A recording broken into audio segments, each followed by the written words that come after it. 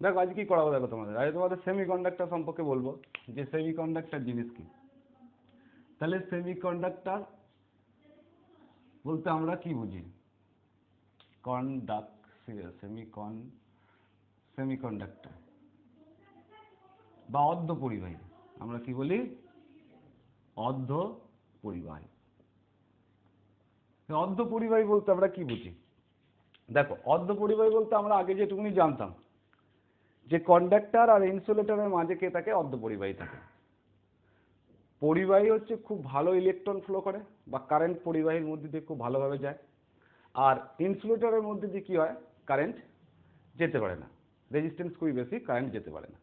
অর্ধ পরিবাহী কি? আমাদের মনে যে ধারণা থাকে কি অর্ধ পরিবাহী মানে কি? অর্ধ পরিবাহীর মধ্যে দিয়ে কারেন্ট যাবে কিন্তু অল্প যাবে।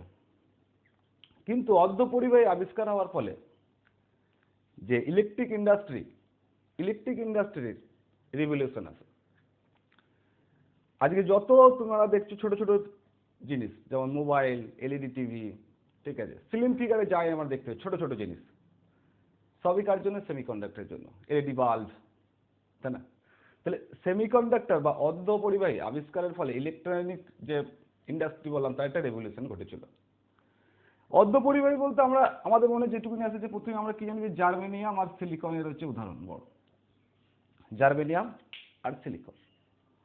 আমরা যদি বলি যে অর্ধ পরিবাহী উদাহরণ দেয়, আমরা সঙ্গে সঙ্গে কি বলি? না জার্মেনিয়াম না সিলিকন।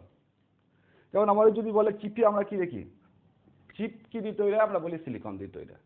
তাহলে যে কোনো সার্কিট বোর্ড, যে কোনো ইলেকট্রিক মেটেরিয়ালসের মধ্যে বর্তমান যুগে প্রত্যেকেই কি আছে? অর্ধ পরিবাহী আছে, বা সিলিকন আছে বা জার্মেনিয়াম আছে। তাহলে অর্ধ পরিবাহী এত গুরুত্বপূর্ণ কেন? তো অর্ধ পরিবাহী দুটো কারণে গুরুত্বপূর্ণ বেশি লাভ করেছে। যদি প্রধান বলি, এক কি বলতে পারি যে সেমিকন্ডাক্টরের জন্য কি হয়েছে বা অর্ধ পরিবাহীর জন্য কি হয়েছে? অর্ধ পরিবাহীতে যদি আমরা কারেন্ট কন্ট্রোল করতে পারি উইদাউট এনার্জি লস, কোনো এনার্জি লস ছাড়াই, আমরা কি করতে পারি? অর্ধ পরিবাহীতে কারেন্ট ফ্লো করতে পারি। তাহলে প্রথমে আমরা বলতে পারি যে আমরা কারেন্টকে কি করতে পারি? আমরা কারেন্টকে কন্ট্রোল করতে পারি। আমরা কন্ট্রোল করতে পারি কি ছাড়া? কোনো এনার্জি লস ছাড়াই। এক নম্বর বলতে পারি। দু নম্বর আমরা কি বলতে পারি? আমরা বলতে পারি যে সেমিকন্ডাক্টরের মধ্যে দিয়ে বা অর্ধ পরিবাহীর মধ্যে দিয়ে আমরা একদিকেই কারেন্ট ফ্লো করতে পারি, ইউনিডাইরেকশনাল করতে পারি, একই দিকে। সেটাতেও কি? কোনো এনার্জি লস ছাড়া। কোনো এনার্জি লস ছাড়াই আমরা একই দিকে কারেন্ট ফ্লো করে দিতে পারি, একই দিকে, ইউনিডাইরেকশনাল, একই দিকে কারেন্ট ফ্লো করতে পারি কোনো এনার্জি লস ছাড়াই। এনার্জি কোনো লস হবে না। তাহলে সেমিকন্ডাক্টর বা অর্ধ পরিবাহী প্রধানত আমরা কিভাবে ভাগ করি? দুভাগে ভাগ করি। একে একটু আমাদের জানতে হবে যে প্রধানত কি কি দুভাগে ভাগ করি। এক হচ্ছে ইন্ট্রিনসিক, আর এক হচ্ছে এক্সট্রিনসিক। অর্ধ পরিবাহীকে আমরা দুভাগে ভাগ করি। এক হচ্ছে ইন্ট্রিনসিক, আর এক হচ্ছে কি? এক্সট্রিনসিক। আমরা এতদিন কি জানতাম? যে ইলেকট্রন ফ্লো করলে কারেন্ট ফ্লো করবে, ইলেকট্রন যেদিকে ফ্লো করে তার বিপরীতে কারেন্ট ফ্লো করে। অর্ধ পরিবাহীর ক্ষেত্রে একটু আলাদা। অর্ধ পরিবাহীর মধ্যে হোল আর ইলেকট্রনের মধ্যে কারেন্ট ফ্লো করবে। এই হোল জিনিসটা নতুন আসছে, এটা আমরা জানতে হবে আমাদের কি। হোল আর ইলেকট্রনের মধ্যে কারেন্ট আদান প্রদান বা হোল জিনিস আসবে, সে হোলটা কি? তার আগে বলি ইন্ট্রিনসিক কি আর এক্সট্রিনসিক কি। ইন্ট্রিনসিক হচ্ছে আমরা কি বললাম? অর্ধ পরিবাহী বললি আমরা কি বলি? জার্মেনিয়াম আর সিলিকনের উদাহরণ দিই, জার্মেনিয়াম আর সিলিকন। তো ইন্ট্রিনসিক বলে আমরা পিওর কে? পিওর বলতে শুদ্ধ বা বিশুদ্ধ বলতে পারি। তাহলে শুদ্ধ বলতে আমরা কি বোঝাচ্ছি এখানে? যে আমরা যদি জার্মেনিয়াম বা সিলিকনের পিওর ক্রিস্টাল নেই তাহলে আমরা বলবো কি? ইন্ট্রিনসিক। তাহলে আমরা কি বলবো? ইন্ট্রিনসিক। আর ইন্ট্রিনসিকের মধ্যে দিয়ে তড়িৎ প্রবাহ সেইভাবে হয় না, কারণ টেম্পারেচার দরকার। আমরা কি পড়েছি? উষ্ণতার সঙ্গে যখন আমরা রেজিস্ট্যান্স পড়ছিলাম, রোধ পড়ছিলাম, তখন আমরা কি জেনেছি?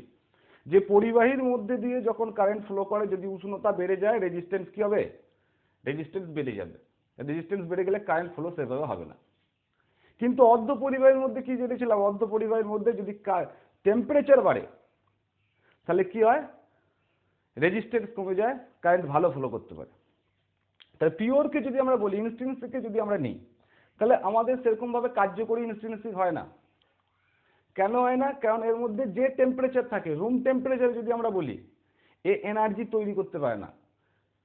এনার্জি প্রয়োজনের জন্য এর বেশি টেম্পারেচারের দরকার হয় যদি পিওর মাল নেই বা শুদ্ধ জিনিস নেই। ঠিক আছে, তাহলে আমরা কি বলতে পারি, আরো বলতে পারি, দেখো যদি আমরা অ্যাবসলিউট 0 ডিগ্রি টেম্পারেচারে নিয়ে চলে যাই, অ্যাবসলিউট 0 ডিগ্রি টেম্পারেচারে নিয়ে যাই ইন্ট্রিনসিক ম্যাটেরিয়ালকে বা শুদ্ধকে বা জার্মেনিয়াম সিলিকনকে, তাহলে এদের মধ্যে কন্ডাক্টিভিটি কি হয়ে যায়, 0 হয়ে যায়, মানে ইনসুলেটরের মতো কাজ করবে। জার্মেনিয়াম আর সিলিকন যদি আমরা অ্যাবসলিউট 0 টেম্পারেচারে নিয়ে যাই বা 0 ডিগ্রি টেম্পারেচারে নিচে অ্যাবসলিউট 0-তে নিয়ে যায়, তাহলে কি কাজ করবে, ইনসুলেটরের মতো কাজ করবে না, কারেন্ট ফলোই করবে না এর মধ্যে। ইনসুলেটর যেমন আমাদের কাঁচ গ্লাস কাজ করে, সেরকম ইনসুলেটরের মতো কাজ করবে। তাই নো কন্ডাক্টিভিটি হবে, কোনো কন্ডাক্টিভিটি ঘটবে না, কোনো কন্ডাক্টিভিটি ঘটবে না, নো কন্ডাক্টিভিটি। তাহলে এটা যদি পিওর হয়, এটা কি করবো আমরা, ইমপিওর করবো, তাই না? তখন বৈজ্ঞানিকরা কি ভাবলো, পিওরে যখন কাজ করছে না, পিওরের সঙ্গে কিছু মিশিয়ে দিই, ইমপিওর করে দিই, তাহলে কাজ হয়ে যাবে শুরু। বা তাদের টেম্পারেচার, রুম টেম্পারেচারে যারা এনার্জি উৎপন্ন করতে পারে তার জন্য ব্যবস্থা নিয়েছিল, তাই না? তাহলে এটা কি হবে আমাদের, ইমপিওর। ইমপিওর এক্সট্রিনসিক বা ইমপিওর বলতে পারি, বা একে আমরা ডোপড বলতে পারি, ডোপড কন্ডাক্টর বলতে পারি, ডোপড কন্ডাক্টর বলতে পারি, ডোপড কন্ডাক্টর। তাহলে ডোপড কন্ডাক্টর বা ইমপিওর বলতে পারি। তাহলে ইমপিওর তৈরি করার জন্য আমরা কি মেশাবো, এতে বিভিন্ন মেটেরিয়ালস মেশানো হয়, যেমন phosphorus, aluminium, gallium, indium, boron, arsenic, antimony, এই ধরনের পদার্থগুলো আমরা এক্সট্রিনসিক করার জন্য আমরা কি করি, পিওর যে জার্মেনিয়াম আর সিলিকনের ক্রিস্টাল আছে তাতে ডোপিং করি। ডোপিং কি, ফিজিক্সের ভাষা। ডোপিং কি করি, আমি কি বললাম যে জার্মেনিয়াম আর সিলিকনের যদি আমরা ক্রিস্টাল নিই, সেই ক্রিস্টালের মধ্যে যদি আমি ফসফরাস কিংবা অ্যালুমিনিয়াম কিংবা অ্যান্টিমনি কিংবা আর্সেনিকের কে মিশিয়ে দিই বা ডোপ করি বা ডোপিং করি, তাহলে আমাদের কি হবে, তাহলে আমাদের বলবো যে এক্সটেন্সিভ কন্ডাক্টর উৎপন্ন হবে। টেম্পারেচার, এনার্জি, অল্প উষ্ণতাতেই এনার্জি উৎপত্তি করতে পারবে, চার্জ হয়ে যাবে। এই এক্সটেন্সিভ বা ইমপিওরকে আমরা দুভাগে ভাগ করি, যেটা আমরা সচরাচর জানি। কি দুভাগে ভাগ করি, এক্সটেন্সিভ বা ডোপড কন্ডাক্টরকে দুভাগে ভাগ করি। এক হচ্ছে পি টাইপ, এন টাইপ আর পি টাইপ, এন টাইপ আর পি টাইপ। এন টাইপ কি, পেন্টাভ্যালেন্ট। এন টাইপ কি, পেন্টাভ্যালেন্ট বা পেন্টাভ্যালেন্ট, পেন্টাভ্যালেন্ট। এর মেজরিটি চার্জ ক্যারিয়ার কি, পরে বলছি ভেঙে। মেজরিটি চার্জ ক্যারিয়ার কি, এই পেন্টাভ্যালেন্ট মানে এটুকুই তো বুঝতে পারছো, 5। এর মেজরিটি চার্জ ক্যারিয়ার কি হবে, ইলেকট্রন। ইলেকট্রন একে আমরা কি বলি, ট্রাইভ্যালেন্ট। ট্রাইভ্যালেন্ট। এর মেজরিটি চার্জ ক্যারিয়ার যদি ইলেকট্রন হয়, এর মেজরিটি চার্জ ক্যারিয়ার কি হবে, হোল। এন টাইপের উদাহরণস্বরূপ যদি আমি বলি, এন টাইপের উদাহরণস্বরূপ যদি আমি বলি যে এন টাইপ কি কি পড়ে, পেন্টাভ্যালেন্টে কি কি পড়ে, তাহলে পেন্টাভ্যালেন্টের মধ্যে আমাদের কি আসবে আর ট্রাইভ্যালেন্টের মধ্যে কি আসবে। তাহলে ট্রাইভ্যালেন্টের মধ্যে যদি বলি তাহলে কি কি আসবে, aluminium, aluminium, gallium,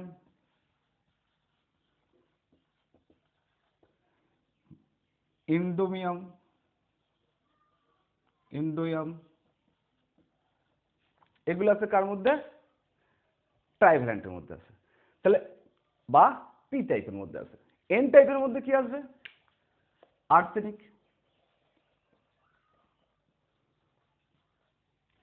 phosphorus, phosphorus, antimony,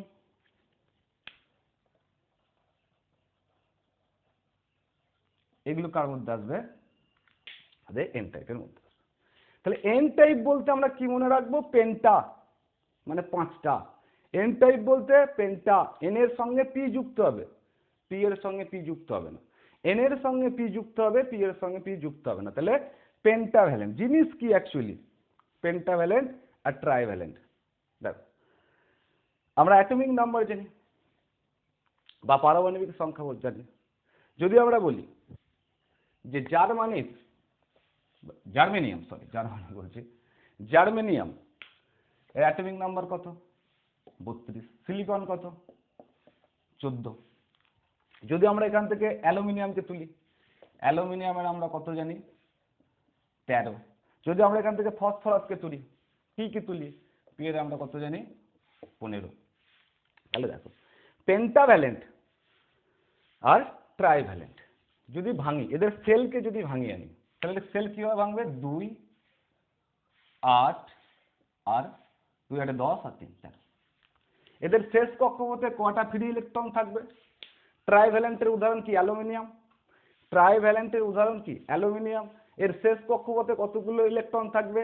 3টে ইলেকট্রন থাকবে, ফ্রি ইলেকট্রন 3টে থাকবে, বা ইলেকট্রন শেষ কক্ষপথে ইলেকট্রন থাকবে 3টে। যদি ফসফরাসকে ভাঙি, তাহলে কে এল 2 8 5, তাহলে শেষ কক্ষপথে কতগুলো থাকবে? লাস্ট সেলে এর কতগুলো ইলেকট্রন থাকবে? 5টে ইলেকট্রন থাকবে। ওই জন্য আমরা একে বলছি পেন্টাভ্যালেন্ট, একে এই জন্য আমরা কি বলছি? ট্রাইভ্যালেন্ট। এবার এদের কাজ কি? অ্যাকচুয়ালি এরা এনার্জি অল্প হিটেই কেন উৎপত্তি করে দেয়? এক্সটেন্সিভ আমি কি বলেছি? ইমপিওর করে দেবো। কি করব? ডোপিং করব। কাদেরকে ডোপিং করব? অ্যালুমিনিয়াম, গ্যালিয়াম, ইন্ডোমিয়াম করব ট্রাইভ্যালেন্টের ক্ষেত্রে, বা পি টাইপের ক্ষেত্রে। এন টাইপের ক্ষেত্রে কি করব? আর্সেনিক, অ্যান্টিমনি আর ফসফরাসকে। আরো আছে, জাস্ট উদাহরণস্বরূপ এগুলো বললাম। যার শেষ কক্ষপথে 5টা পেন্টাভ্যালেন্ট, যার শেষ কক্ষপথে 3টে ট্রাইভ্যালেন্ট। যদি এদেরকে আমি সিলিকনের সঙ্গে, আমরা সিলিকন দিয়ে বেশি উদাহরণস্বরূপ কাজ করি, সিলিকনের সঙ্গে যদি আমি আমি যদি প্রথমে এন টাইপ বলি, যে এন টাইপ, তাহলে এন টাইপে আমার কি হবে? পেন্টাভ্যালেন্ট। এন টাইপ যদি আলোচনা করি, তাহলে এন টাইপে আমার সিলিকন আছে, তাই না? সিলিকনের সঙ্গে যদি ফসফরাস মেশায়, ফসফরাস, ফসফরাসের কটা বাইরে ইলেকট্রন আমরা কটা জানি? ফসফরাসের 2 8 5, কারণ 15 ফসফরাসে। তাহলে 1 2 3 4, একটা 5টা। এর চারিদিকে কি দেবো? আমি ধরো 1 ফোঁটা সিলিকন আমাদের অর্ধপরিবাহী, এর চারিপাশে সিলিকন আছে, সিলিকন আছে, এখানেও সিলিকন আছে, এখানেও সিলিকন আছে, তাই না? এখানেও সিলিকন আছে। এর মধ্যে আমি কি করেছি? ডোপিং করেছি ফসফরাসকে। ফসফরাসের বাইরের কক্ষপথে কতগুলো ইলেকট্রন? 5টা ইলেকট্রন। সিলিকনের বাইরের কক্ষপথে কত? সিলিকন যদি 14 জানি, 2 8 4, তাহলে সিলিকনের বাইরের কক্ষপথে কতগুলো? 4টে। তাহলে 1 2 3 4, একটা, দুটো, তিনটে, 4টে। এখানে কটা হবে? 5টা, কারণ ফসফরাসের 5টা। ঠিক আছে। এদিকেও কি আছে? সিলিকন আছে। সিলিকনের এখানেও কটা হবে? 4টে। এখানেও সিলিকনের কটা হবে? 4টে। এখানেও সিলিকনের কটা হবে? বাইরের কক্ষপথে, বাইরের কক্ষপথ শুধু আঁকছি 4টে। তাহলে এই 4টে, দেখো এই যে আমি 5টা আঁকলাম, ফসফরাসেরটা একটু অন্য কালারে আঁকি, তাহলে সুবিধা হবে। তাহলে 1 2 3 4, একটা এক্সট্রা 5টা। তাহলে সিলিকনের এর সাথে এর একটা বন্ড বানাবে, এর ইলেকট্রন এর ইলেকট্রনের সঙ্গে একটা বন্ড বানাবে, এই ইলেকট্রন এই ইলেকট্রনের সঙ্গে একটা বন্ড বানাবে, এই ইলেকট্রন এই ইলেকট্রনের সঙ্গে একটা বন্ড বানাবে, এদিকের একটা ইলেকট্রন এদিকের সঙ্গে বন্ড বানাবে, তাই না? তাহলে একটা ইলেকট্রন কি হবে? একটা ইলেকট্রন ফাঁকা পড়ে থাকবে, একটা ইলেকট্রন ফ্রি অবস্থায় থাকবে। আমি যদি ফসফরাসকে মাঝে রাখি, চারিদিকে আরো আছে সিলিকন, তাহলে কি হবে? অ্যাড হবে, কিন্তু একটা করে কি হবে? একটা ইলেকট্রন করে কি হবে? মুক্ত অবস্থায় থাকবে বা ফ্রি ইলেকট্রন থাকবে। আর এই ফ্রি ইলেকট্রনটাই কি করবে? এনার্জি উৎপত্তি করতে সাহায্য করবে, কন্ডাকশন ব্যান্ডের কাছাকাছি চলে যাবে এবং কন্ডাকশন ব্যান্ডকে কি করবে? ইলেকট্রিক এনার্জি উৎপন্ন করবে বা ইলেকট্রিক উৎপন্ন করবে। এটাই হচ্ছে কি? এন টাইপ বলি। ওই জন্য মেজরিটি চার্জ কি বলছিলাম, এর মেজরিটি চার্জ আমি কি বলেছি? ইলেকট্রন। কারণ একটা ফ্রি ইলেকট্রন কি করছে? আমার ঘুরে ঘুরে বেড়াচ্ছে। এই জন্য মেজরিটি চার্জ ক্যারিয়ার বলা হয় ইলেকট্রনকে, এবং এন টাইপ বলা হয়। ঠিক আছে। তাহলে এন টাইপ আর পি টাইপ, তাহলে পি টাইপ কি?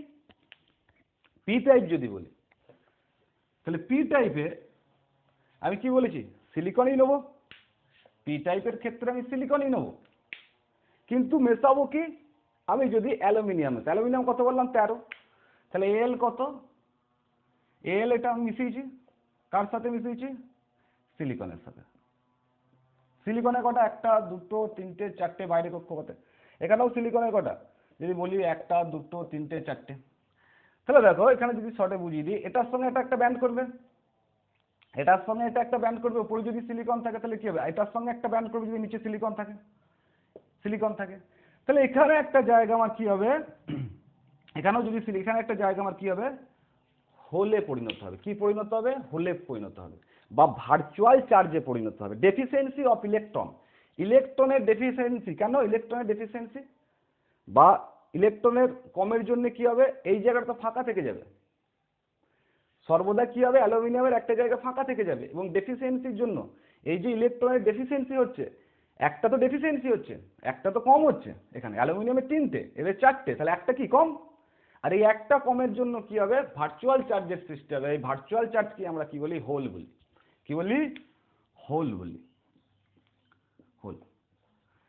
ওই জন্য আমরা বলি ট্রাইভ্যালেন্টের ক্ষেত্রে বা পি টাইপের ক্ষেত্রে আমরা কি বলি, যে মেজরিটি চার্জ কি, এর মেজরিটি চার্জ ক্যারিয়ার হচ্ছে হোল, এর মেজরিটি চার্জ ক্যারিয়ার হচ্ছে হোল। এবার যদি পি টাইপ আর এন টাইপ কি মিশিয়ে দিই, তাহলে কি তৈরি হবে, আমাদের পিএন জাংশন তৈরি হয়ে যাবে, পিএন জাংশন। ঠিক আছে, এটুকুনি আশা করি বোঝা গেছে, তাই না? বেশ, আর একটা কি বলতে পারি আমরা, দেখো এদের পার্থক্যের মধ্যে আমরা একটা বলতে পারি যে পি টাইপকে বা এন টাইপকে, এন টাইপকে আমরা কি বলি, এন টাইপকে আমরা বলি ডোনার। কি বলি, ডোনার। ডোনার কেন ডোনার বলি, কারণ ডোনার জন্য কি করে, ডোনার যেহেতু কেন বলি, যে একটা ইলেকট্রন কি করছে, ডোনেট করছে, একটা ফ্রি ইলেকট্রন এন টাইপের ক্ষেত্রে চারিদিকে ঘুরে ঘুরে বেড়াচ্ছে, ডোনার বলি ওই জন্য। আর পি টাইপকে আমরা কি বলি, পি টাইপকে আমরা বলি একসেপ্টর, একসেপ্টর। কারণ একটা ইলেকট্রন এর মধ্যে কম থাকে, কিছু আনার চেষ্টা, একসেপ্ট করার চেষ্টা করে, সেজন্য আমাদের হোল উৎপন্ন হয়, ডেফিসিয়েন্সি অফ ইলেকট্রন উৎপন্ন হয়। এবং ডেফিসিয়েন্সি অফ ইলেকট্রন উৎপন্ন হওয়ার জন্য কি করবে, একটা ইলেকট্রন সবসময় এখানে আসার চেষ্টা করবে, এতেও এনার্জি আমাদের কম লাগে। রুম টেম্পারেচারেই আমরা কি করতে পারি, পি টাইপ এবং এন টাইপকে কি করতে পারি, যেটা আমরা ইন্টেনসিকের ক্ষেত্রে পারছিলাম না, রুম টেম্পারেচারে এনার্জি অত উৎপত্তি করতে, কারেন্ট অত ভালো ফ্লো করতে, কিন্তু পি টাইপ আর এন টাইপের মধ্যে কি করব, অল্প এনার্জিতেই বা রুম টেম্পারেচারেই আমরা কি করতে পারি, এদের মধ্যে সুন্দরভাবে ইলেকট্রন ফ্লো করতে পারি। কারণ এদের তো একটা, এন টাইপটা যদি বলি, এন টাইপের ক্ষেত্রে একটা ইলেকট্রন তো বেরিয়ে আছে না, এনার্জি তো এমনি, সে তো কন্ডাকশন ব্যান্ডের কাছাকাছি গিয়ে বসে আছে, হালকা এনার্জি পেলেই কি করবে, সেটা ইলেকট্রন ফ্লো করতে শুরু করে দেবে। তাহলে এই হচ্ছে যে পি টাইপ আর এন টাইপ। এরপর দিন কি করবো, PN junction, PN junction, P type আর এন টাইপ বুঝলি, পিএন জাংশন বোঝা হয়ে যাবে। পিএন জাংশনের পর আমরা কি বুঝবো, এনপিএন আর পিএনপি। পিএন জাংশন পি আর এন কে যখনই লাগিয়ে দেবো, পিএন জাংশন তৈরি হয়ে যাবে, ডিপ্লেশন লেয়ার হবে। আর কি বলবো, ট্রানজিস্টরের ক্ষেত্রে এনপিএন আর পিএনপি।